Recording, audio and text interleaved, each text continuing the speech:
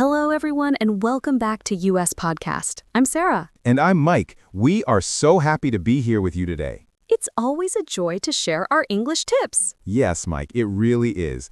And before we start our wonderful chat today, please remember to like this video, share it with your friends, and subscribe to our channel if you haven't already. It helps us a lot. Exactly. Your support means the world to us. Thank you. So, Mike, today we have a super important topic. It's about training your mouth and your mind for English. What do you think about that? Oh, Sarah, I love this topic. It's something many people ask us about. They say, Mike, I understand English. I can read it, I can listen to it, but I can't speak. Yes, exactly. It's a very common problem. Many people understand English very well, right? They know a lot of words, they understand movies, songs, but when it's time to speak, it feels difficult. Why do you think that happens, Mike? That's a great question, Sarah. I think it's because they don't train their mouth. It's like knowing how to drive a car from a book, but never actually sitting in the car and driving. Your brain knows, but your body doesn't have the practice. Yes, it's like your brain knows the answer, but your mouth doesn't want to say it. It feels stuck, maybe. Yes, stuck, or maybe shy, or just slow. Our mouths are used to speaking our first language, right? So speaking English needs special practice. That's a wonderful point, Mike. Our mouths are muscles, in a way. Not like arm muscles, but they need training. Yes, exactly like going to the gym. Think about it. If you want strong arms, you go to the gym and lift weights, right? You don't just think about lifting weights, you do it. That's a good example. And you don't go to the gym once and have big muscles, right? It takes time and regular practice. Exactly. The same is true for your mouth muscles when you speak English.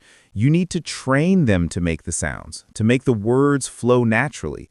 When you start, it might feel strange, a little bit stiff, but with practice, it becomes easy. So, if someone knows many words but can't speak, it's not because they are not smart, right?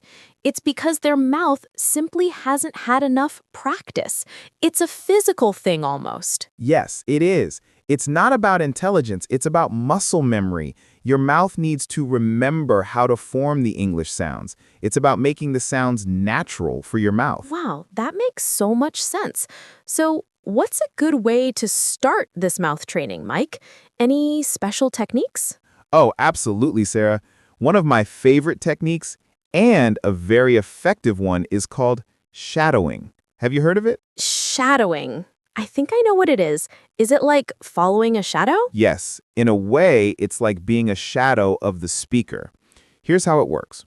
You listen to someone speaking English, like in a podcast or a video, and then you repeat exactly what they say almost at the same time or right after them. Oh, I see.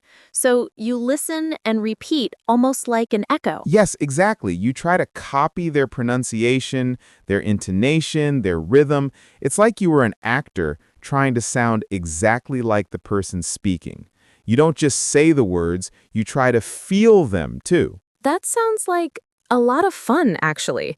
So I put on a video, and if someone says, "Hello, how are you today?" I say, "Hello, how are you today?" right after them, trying to sound the same. Yes, and the important part is to not stop. Even if you don't understand every word, just keep repeating the sounds. The goal is to get your mouth used to making those English sounds and patterns. Wow, that's a brilliant idea. And it helps with both listening and speaking at the same time. You're listening very carefully to repeat, and you're speaking out loud. Precisely. And you can start with very simple things like short sentences. You can find many videos online for beginners. The key is to imitate. That leads us to our next point, Mike. After shadowing, what else can we do? I think repeating simple phrases daily is super helpful. Oh, yes. Repeating simple phrases daily is a game changer. It's like warm-up exercises for your mouth. When you wake up or during a break, just say some simple English phrases. Yes, sometimes people feel like they need to say very complex things to practice, but it's not true. Simple phrases help a lot to unlock your mouth. Yes, Sarah. For example, phrases like, I'm ready, or I can do it, or let's go. Even good morning or thank you. Yes, and you can say them with feeling. Like, if you are happy, say, I'm ready, with a big smile. If you are a little bit tired, say, I'm ready, in a lower voice. This helps your mouth and also connects words with emotions. That's a great tip, Sarah. It makes it more natural. And the more you repeat these simple phrases, the more comfortable your mouth becomes with them. They become automatic. Like when you learn a new song, right? At first you read the lyrics, but after many times you just sing it without thinking. Exactly. These phrases become part of your English habit. And once simple phrases are easy, you can try longer ones, little by little. Now, this next tip might sound a little funny, but it's very important. Speak out loud, even if you're alone. Yes, this is my favorite one. People might look at you strangely if you do it in the supermarket, but in your home, it's perfect. Yes, don't be shy. Your home is your safe English zone. You can talk to yourself in English. It might feel silly at first, but it's very powerful. You can talk about your day, what you're doing, what you want to do. For example, I am making coffee now. It smells good. I need a cup. Yes, or I need to clean the house today. First, I will clean the kitchen, then the bedroom, or even just describe things you see. This is a book. It is red. It is on the table. Yes, and the great thing is you don't need a partner. You are your own best English partner, and nobody is there to correct you, so you can speak freely, right? The goal here is just to make noise in English, to get your mouth used to producing sounds. Even if you make mistakes, it's okay. It's your practice time. Exactly. The more you speak aloud, the more natural it feels, and your brain starts to connect the words with the actions or objects. It's very, very effective. So we train our mouths. Now let's talk about our minds. Mike, how can we start to think in English? It sounds hard, right? It can sound hard, Sarah, but it's a process. Step by step, little by little. You don't need to think about complex ideas at first. So not like I wonder about the meaning of life in English right away. No, not that. Start with simple words. When you see a glass of water, think water. When you feel hungry, think I'm hungry. When you feel cold, think it's cold. Ah, I see. So instead of thinking the word in my first language and then translating it to English, I just try to think directly in English. Yes, and it's okay if you don't know all the words. Just use the words you know. And little by little, you can try to think in simple phrases like, I need to go to the store, or the weather is nice today. Wow. This seems very helpful because sometimes when we speak, we are translating in our heads, right? And that makes us slow. Exactly. When you start to think in English, it changes your fluency. Your brain starts to work directly in English without the extra step of translation. It's like a superhighway for your thoughts. That's a great image, a superhighway. So start small with single words, then simple phrases. And don't pressure yourself to be perfect. Never. Just try. Every little bit helps, and you will feel your brain changing, becoming more English. So we are training our mouths, we are training our minds. What else can we do to make English a natural part of our lives, Mike? Oh, this is fun. You need to make English part of your daily life. It's not just a subject you study, it's a language you live. Yes. So instead of just studying for an hour, how can we bring English into our normal day? Well, there are many ways. You can use apps for learning English, right? Just for a few minutes while you're on the bus. Yes, and videos. Watch short videos in English, maybe a simple cartoon or a news report for beginners. Even with subtitles in English, it helps. Absolutely. And audios. Listen to English music or simple English stories, and of course, podcasts like ours. Yes, like ours. Listen to us while you're cooking or walking or cleaning. The more you involve English in your day, the faster your progress will be. It's about immersion, Sarah. Even if you are not in an English-speaking country, you can create your own English environment at home. Change your phone language to English. Read short news articles in English. Look at English memes. Wow, memes. Yes, that's a fun way. It doesn't feel like studying, but you are learning words and expressions. Exactly. The more English surrounds you, the more natural it becomes. Your brain gets used to hearing, seeing, and thinking in English without extra effort. It speeds up everything.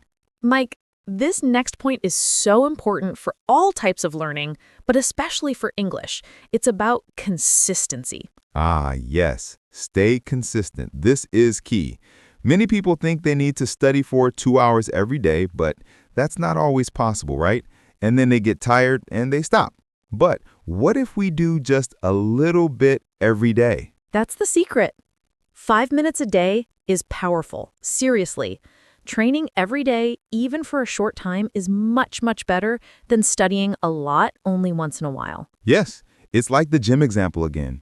Going to the gym for 5 minutes every day will make you stronger than going for 5 hours once a month. Exactly. Small, regular efforts build habits, and habits build skills. Your mouth remembers the sounds. Your brain keeps thinking in English. It's a continuous process. And it feels less like a big task, right? Oh, I only need to do 5 minutes of English today. And sometimes those 5 minutes turn into 10 or 15 because you start enjoying it. That happens all the time. The point is to not break the chain every day. A little bit of English. It builds momentum. It builds confidence. And it tells your brain English is important. We do it every day. Now, this is a beautiful point, Sarah, and very important for our confidence. It's about celebrating your voice. Oh, I love this one, Mike. It's so true. Your voice in English is important. It's your voice. Yes, many people wait to start speaking until they think they are perfect. They think, my English is not good, my accent is bad, I will wait. No, don't wait to be perfect to start. You start to become better. Your voice with your unique accent and way of speaking is part of who you are. Exactly. Be proud of your voice. When you speak English, you are communicating, and that's what matters most. Don't worry about being perfect. Worry about being understood. And understood is easy, even with a little accent. Yes, embrace your accent. It shows where you were from, and it's unique. The goal is clear communication, not to sound like a native speaker from a specific country. And when you celebrate your voice, you feel more confident. You feel good about speaking. And when you feel good, you speak more. It's a wonderful cycle. It truly is. So next time you speak English, whether it's to yourself or to a friend, just smile and say, "This is my voice. I am speaking English." Sarah, this last point connects everything we talked about today, and it's very powerful. It's your brain will follow your mouth. Wow, Mike, that's a deep thought. Can you explain more? Yes. Many times we think we need to know everything perfectly in our heads before we can speak, but it's the opposite. So you mean when you speak, your brain actually learns faster? Yes, exactly. When you use your mouth to form words, to make sounds, to create sentences, your brain is working in a very active way. It's not just receiving information, it's producing it. Ah, I see. So the active speaking is a powerful learning tool in itself. It's not just showing what you know, it's helping you know more. Precisely. The fluency is born in the practice. It's not born in just reading a book or listening to a podcast. Those are important, yes, but the speaking part makes it real for your brain. So by forcing your mouth to speak, even if it feels difficult at first, your brain quickly catches up and starts to make connections. It's like, oh, we are doing this. I need to help. Yes, it's like your brain is saying, okay, mouth, you are speaking English. I need to give you the words, the grammar, the correct pronunciation quickly. It creates a strong link between sound, meaning, and action. Wow, that's very inspiring. So don't wait for your brain to be perfect. Start speaking, and your brain will get there faster. Yes, exactly. The more you speak, the more natural it becomes, and the more your brain adapts to thinking and communicating directly in English. It's a beautiful process. Well, Mike, this has been such an amazing episode. I hope everyone learned a lot about training their mouth and mind. Me too, Sarah. It's all about practice and consistency.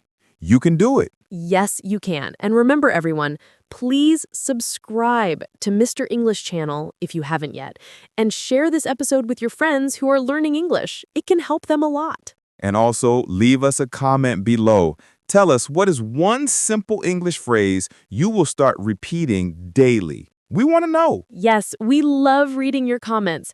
Thank you so much for joining us today. See you next time on US Podcast. Bye-bye. Bye, everyone. Keep practicing.